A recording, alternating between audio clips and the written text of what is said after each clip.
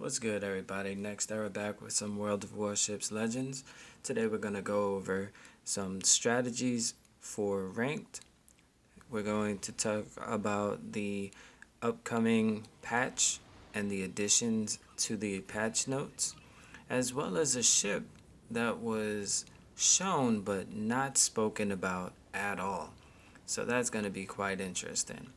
Now, if you have yet to come check us out on Twitch or even spend some time on a YouTube stream, which I'm going to start doing, this is a nice little sample of what it might look like because we have a lot of fun. All right. And if you haven't hit the subscribe or followed, get those notifications going. And you are definitely going to continue to see some good content.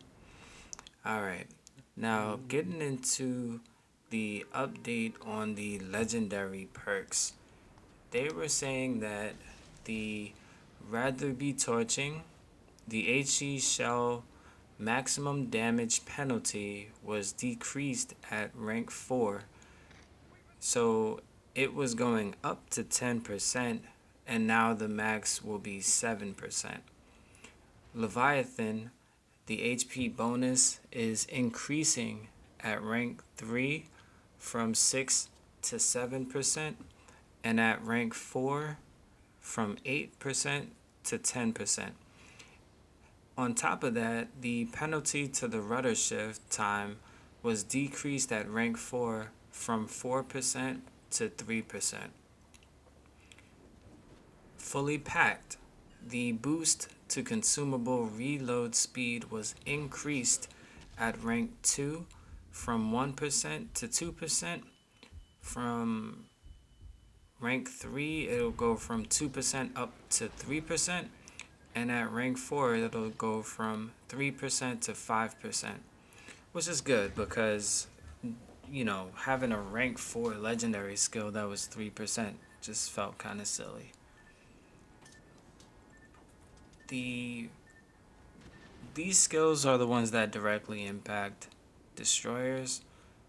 For battleships, running with scissors, the dispersion of main battery penalty was increased at mastery rank 3 from 6% to 7%, and at rank 4, it's going from 8% to 10%. So their changes made you inflict more damage, but they're offsetting that with less accuracy. So I don't know how that's gonna play out. Another battleship one, Will to Rebuild.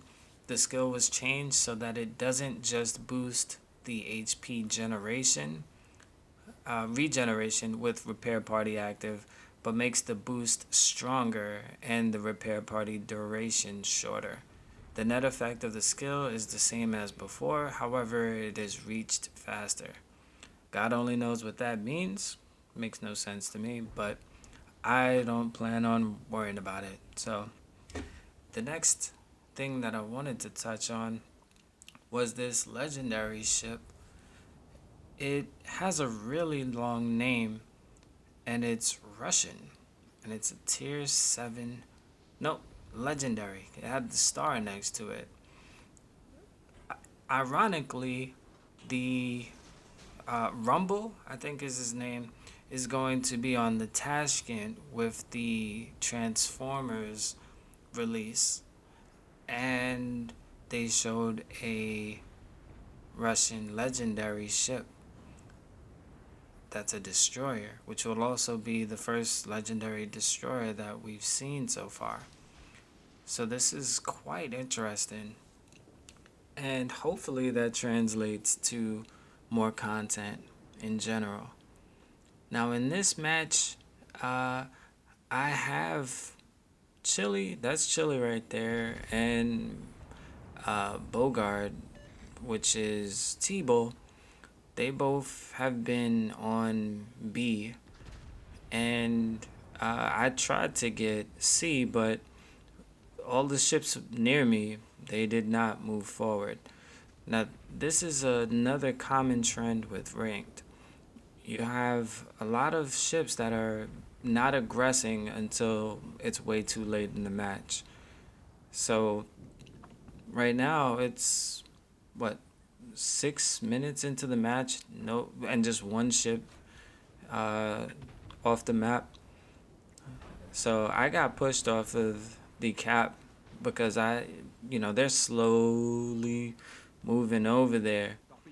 But I also see that Chili is outnumbered and he's going into the cap by himself. So I'm heading over there to try to support him. At a minimum, get some shots and distract the Leon so that he wouldn't be expecting a ship to be as close as Chile is. I also know that there are two other destroyers, one of which I just launched torpedoes to my side just in case. But I know there's still a Bliswicka in here that has not been spotted. He went from A and most likely is the one who capped B. I'm spotted right now and I just spotted the Bliswicka. And this guy was coming for Chile.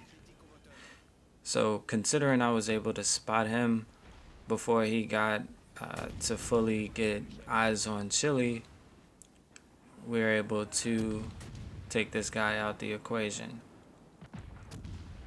Now, mind you, I came from C uh, to support Chile.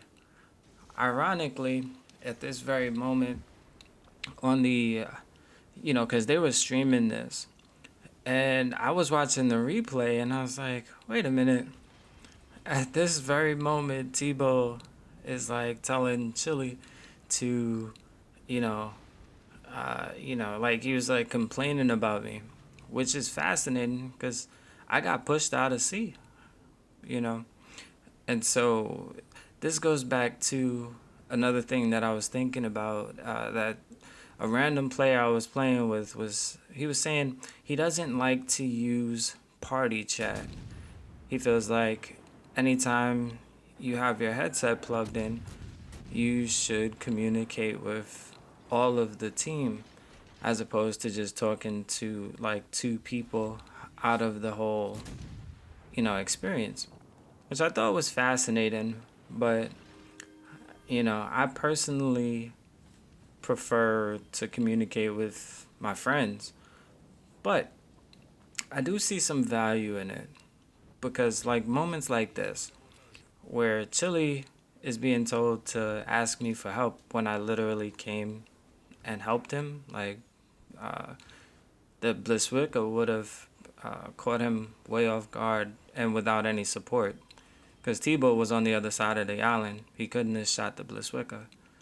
So it's just little things like that where, having your ability to fully understand and see these matches from different perspectives and communicate would actually help.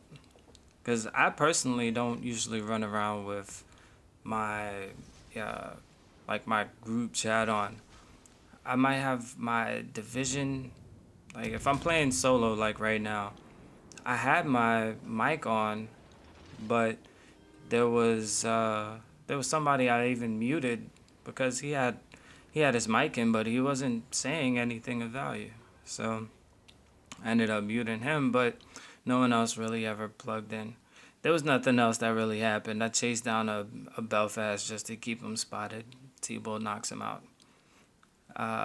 This next match, same thing kind of happens. You have a lot of ships that play very defensively as opposed to an aggressive position, which if your enemy is more aggressive, you'll end up just forfeiting territory. And in ranked, it's all domination. All you have is territory. So if you play ultra defensively, you will probably make it to the end of the match. But you probably wouldn't have captured any points. Or, like you'll see in this match, you'll see two destroyers. Me and Chile again. Ironically, we had two matches back to back. I'm not in a party with them or anything. They're good people or whatever. But I, you know, I just happened to be in 2 matches back to back with them. Anyway, you'll notice some of our team is moving forward, uh, and that's good. But the enemy team is very aggressive on this match. So you'll see part of the reason why I'm playing B so aggressively is look at the Belfast right there. They have 2 Belfasts, which are quite dangerous for destroyers, just off of their ability to radar, and they're extremely accurate. So there is a destroyer in the cap now. I'm in an ACAT. The other ship they have is a Maz and the the French tier ship. I don't know how to say it. Tier 6, the Vaculin. So my goal, I pushed them out the cap. They figured it wasn't worth the stress. So I'm starting to cap B, and I know the Belfast is trying to set up shop in his smoke, thinking that, he could just sit there and set up shop. But not today. You see, their team is spreading out a little bit, but they're taking up kind of aggressive stances. There's a good chunk of our team still directly behind me, and some of them are starting to go into C, which is good, right? Now, I have Chili over by A, who I guess is like spotting some of these ships, which is good. And there's the Vaculin. Now, for us in destroyers, our primary concerns are going to be getting rid of cruisers that can chase us down, as well as getting rid of destroyers whenever we can spot them. So, depending on the destroyer, they'll have different levels of risk involved. There's the Belfast still sitting in his smoke. The Belfast didn't have a target because my team was so far back. So he didn't even have anyone to really shoot at. But that's how you get first blood. So we get the cap and we get the Belfast. Now I'm spotted because of radar, because the other Belfast popped radar as soon as the other Belfast died. I know that might sound confusing, but I'm spotted by radar. So even though I'm popping smoke, I'm still spotted. Now that moss needs to get deleted, right? My entire team that can see that moss needs to be shooting at it. He needs to go. Any shots that aren't going to that moss means that both Chili and myself could get taken out of this match. It's hypercritical that in ranked, you fully understand the value of your team.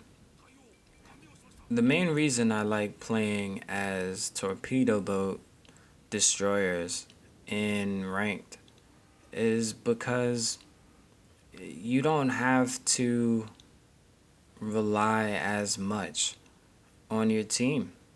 Like I'm playing aggressively to keep the enemy team off balance so that anybody on my team has a better chance of landing a shot because the person they're shooting at is worried about some destroyer getting all in their face.